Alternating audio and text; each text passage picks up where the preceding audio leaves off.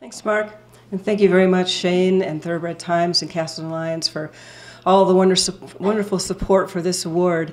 It's like Shane said, this is a product of his father's vision, and we thank him very much for having that. And I have to say, this time last year, after the award, I got to kind of see that vision in person. I was privileged to go to Dr. Ryan's house here on the farm, and everywhere you walked in that home, which he beautifully refurbished, every room has books, books. Every coffee table, every end table, stacks of books, and all kinds of books, from beautiful coffee table books, rows and rows of standardbred breeding manuals, and turf guides, and it's just amazing. And I think it was after seeing his house like that, it really sunk into me, where Dr. Ryan got this love of books, and I'm so happy that he's sharing this with us, so it's wonderful.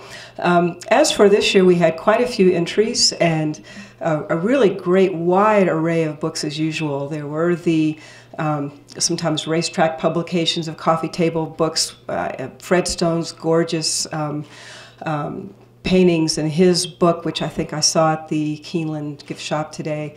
Lots of interesting fiction books in addition to Jamie's. Some very interesting personal memoirs were very frank, some from jockeys who were well known and some from jockeys not too well known, that covered very interesting different aspects of the racing business.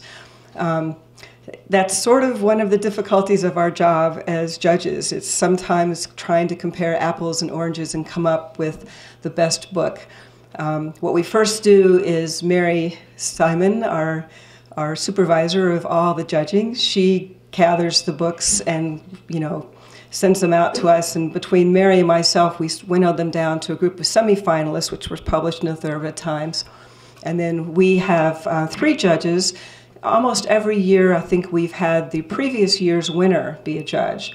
So Bill Mooney, who will come up and speak briefly in a little while, he'll talk a bit about his impressions about the book award, but he was one of the judges this year because he was a co-author of the Ted Bassett biography last year.